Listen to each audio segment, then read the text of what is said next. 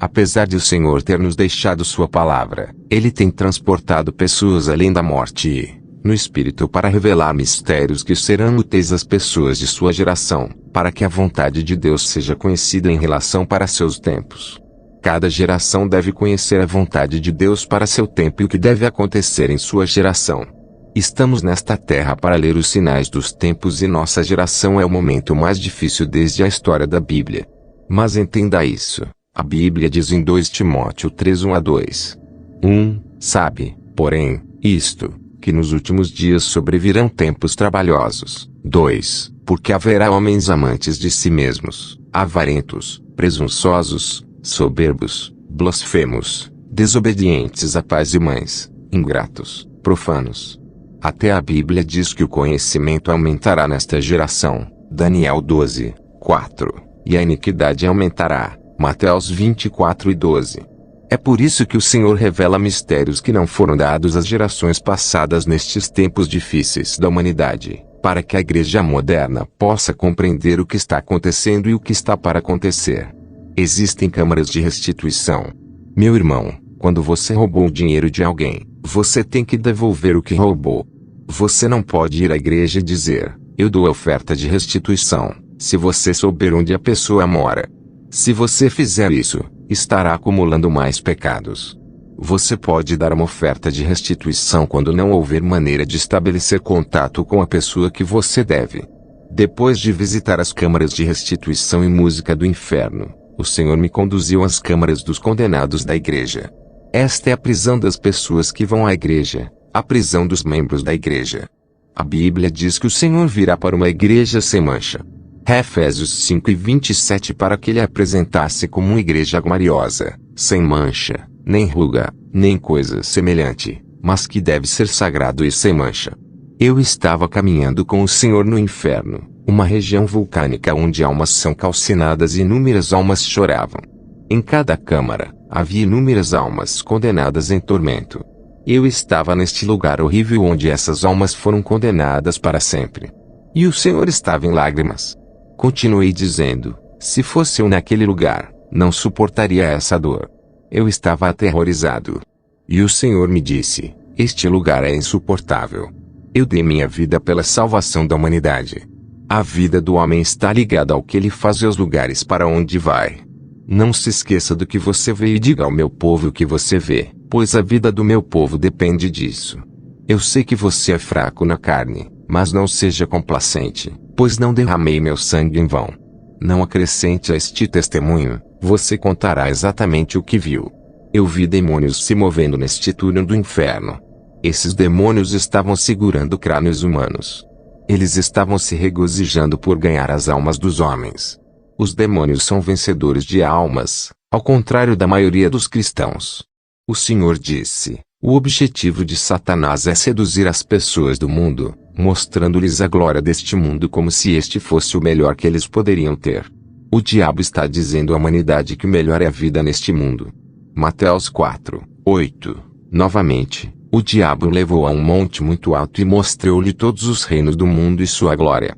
9. E disse-lhe, tudo isto te darei, se te prostrar e me adorar. Nesse túnel, havia um cheiro ruim. Finalmente chegamos a esta câmara destinada a membros de igrejas. Eu vi um portão enferrujado onde estava escrito, Câmaras dos Condenados das Igrejas. O Senhor disse, este é o lugar para pessoas que vão às igrejas e afirmam pertencer a mim. Eu disse, Senhor, até as pessoas que vão à igreja estão aqui. O Senhor disse, esses membros das igrejas não estavam guardando minha palavra e meus princípios. Eles falharam em fazer o que eu queria que eles fizessem. Existem dois tipos de membros de igrejas. Eles são aqueles que adoram em minha vontade e aqueles que me adoram sob minha ira. Os tormentos nestas câmaras de membros da igreja são mais intensos do que todas as câmaras do inferno. Quanto mais avançarmos, mais severa será a punição. Quando o portão dessas câmaras foi aberto, um fogo inexplicável e terrível irrompeu do portão. Eu ouvi gritos de milhões de membros de igrejas que estavam cativos aqui. Eu vi demônios voando neste lugar. Eles disseram a esses cristãos, alegrem-se. Este é o seu reino para sempre. Vocês, frequentadores de igreja que viviam em pecado, estavam cumprindo nossa ordem e a vontade de nosso mestre. Você seguiu nossos caminhos e fez coisas que pedimos que você fizesse. Alegrem-se. Amado, eu vi um poço de fogo e inúmeros cristãos dentro desses poços de fogo. Esses poços são construídos graças à vida pecaminosa que as pessoas vivem na terra.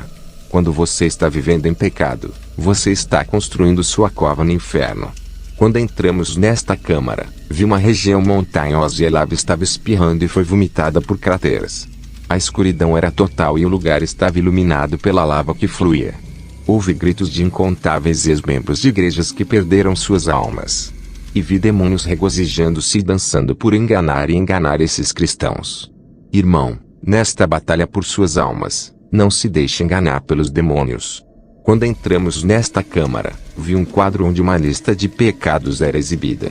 Esses pecados levaram os cristãos a esse terrível lugar de tormento. Meu irmão, esses cristãos que perderam a batalha estavam em uma situação insuportável. Suas almas estavam acorrentadas na cova de fogo, que era sua prisão e sua morada eterna. Quando nos viram, imploraram ao Senhor que os libertasse. Eles disseram: Senhor, lembra-te de nós. Nós te servimos. O Senhor disse: tarde demais, tarde demais. O julgamento caiu. Diante desse horror, comecei a chorar. O Senhor disse: trabalhei para a igreja. Mas veja como meu povo está caindo aqui. Eu disse: Senhor, foi-nos dito que aqueles que vêm para a igreja têm uma parte no seu reino. Somente aqueles que fazem a minha vontade têm uma parte no meu reino, disse o Senhor. Quando li a lista de pecados no quadro, estava escrito: número 1. A prisão dos que se recusam a pagar o dízimo. Aqueles que se recusaram a pagar ofertas e esmolas. Número 2. A prisão de quem reza na igreja liderado por uma mulher. Número 3. A prisão de pessoas que falam durante a pregação, pessoas que causam contendas e divisão na igreja. Número 4. A prisão de pessoas que fazem juramento, mas não os cumprem. Número 5. A prisão do povo de Deus que veio para a igreja, mas não conseguiu se converter. Número 6. A prisão do povo de Deus que veio à igreja e se arrependeu. Eles nasceram de novo, mas se apostataram, abandonando seu primeiro amor. Depois de ler o quadro ao redor do portão, vimos no horizonte um príncipe dos demônios sentado em seu trono. Ele estava citando passagens da Bíblia e dizendo às almas condenadas: a palavra de Deus foi dada a vocês, mas vocês falharam em guardar a palavra de Deus. Você estava orando, mas falhou em fazer a vontade de seu mestre. Você era membro de igrejas, mas estava criticando seus líderes. Muitas pessoas vão à igreja, mas não mudaram sua maneira de andar no mundo. Vir para a igreja é uma coisa e converter é outra coisa. Ir à igreja não significa que você é um filho de Deus. A conversão é a transformação do coração da pessoa que sai de um estado para outro. É uma situação em que o homem abandonou os seus maus caminhos para caminhar pessoalmente com o Senhor. Viemos para a igreja para aprender a andar pessoalmente com Deus. Não vamos à igreja rotineiramente. Mesmo que a igreja seja fechada, o verdadeiro cristão continua a andar com Deus. Os cristãos que estão nessas câmaras do inferno frequentam a igreja e não entregam suas vidas completamente ao Senhor. Muitos estão vindo para a igreja, mas não estão entregando suas vidas ao Senhor completamente. Mesmo assim, eles ouvem a palavra de Deus, mas falharam em buscar a transformação de seus corações que chamamos de conversão. A segunda categoria de almas nesta lista no quadro eram pessoas que estavam vindo para a igreja e se converteram, mas com o tempo, elas abandonaram seu primeiro amor e não andam mais com Deus, embora continuem a vir para a igreja. A igreja está cheia de fiéis que, na verdade, estão distantes de Deus. Eles vêm para a igreja, mas não andam com Deus. Eles seguem seu próprio caminho. São pessoas que frequentam a igreja há 20 e 30 anos, mas não têm 20 e 30 anos de caminhada com Deus. Por todos esses anos, eles têm andado em seus próprios caminhos e não estão com Deus. A vida cristã significa andar continuamente com o Senhor em quem você acredita. Se a sua linguagem é escandalosa, ou se o seu comportamento é corrupto, e se você abandonou o caminho do Senhor, por favor, renda-se e renuncie. Eles são cristãos de nome, mas são pagãos em termos de caminhada. Ainda assim, quando eles vieram a Cristo, eles abandonaram seus maus caminhos. Mas hoje eles voltaram à velha maneira de caluniar, causando divisão e promovendo animosidade entre os irmãos. No entanto, eles alegaram ser cristãos. Estou aqui para lhe dizer que, se você fizer essas coisas, você não é um cristão, pois a Bíblia diz que é contra essas coisas que a ira de Deus é revelada. É por causa desse comportamento que o nome do Senhor é insultado em seu local de trabalho, sua vizinhança e em sua casa. Muitas vezes seu marido fica dizendo que você deve ficar em casa, mas por causa de seus caminhos, seu marido se pergunta se você é cristã. Os verdadeiros cristãos não são aqueles que oram muito. Eles são aqueles que perdoam seus inimigos e oram por aqueles que os perseguem. Se deixarmos de perdoar e guardar ressentimentos contra as pessoas em nossos corações, não veremos o Senhor. Outra categoria de cristãos que vi nesta câmara eram aqueles que não leem a Bíblia. Assim, eles não colocam em prática. Este livro da lei não deve sair de sua boca. Medite sobre ele dia e noite, para que você tenha cuidado de fazer tudo o que está escrito nele. Pois então você prosperará e terá sucesso em tudo o que fizer. Josué 1:8.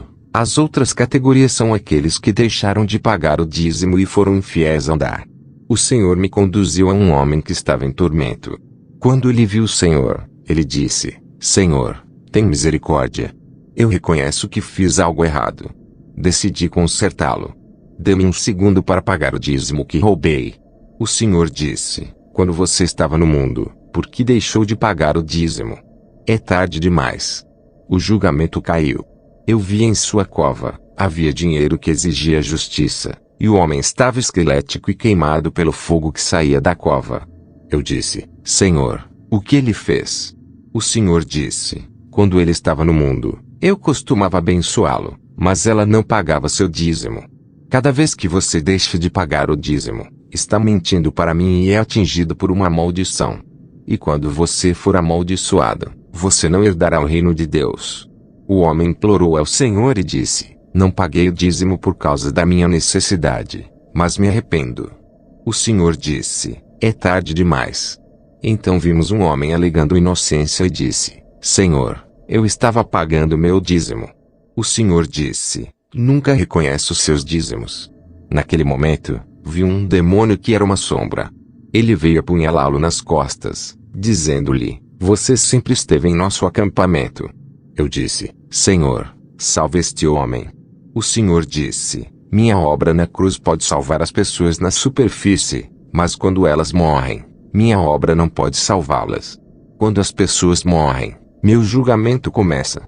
O Senhor disse: o homem estava pagando dízimos a seu pastor que era ocultista, mas no dízimo há um convênio.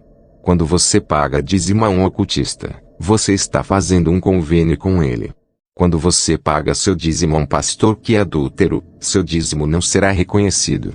O Senhor disse: até mesmo convênios ocultistas subconscientes podem levar ao inferno. Quando nos mudamos para outra cova, vimos um homem em sua cova. Havia vermes nele. O Senhor disse: este homem foi fiel no dízimo até que seu pastor cometeu um ato maligno. Ele parou de dizimar e estava certo. Mas ele deveria ter me pedido que lhe mostrasse para onde enviar seus dízimos. Mas, infelizmente, ele nunca mais pagou o dízimo. Eu costumava dizer-lhe que eles ainda são pastores retos. Ele deveria me pagar o que me devia quando estava vivo. Ele recusou o modo de vida e condenou a si mesmo. Eu coloco antes de você a vida e a morte. A quarta categoria são aqueles que criticam o pastor e lutam contra o ministério. O quinto são os que se vestiram mal na igreja. Sublinhado.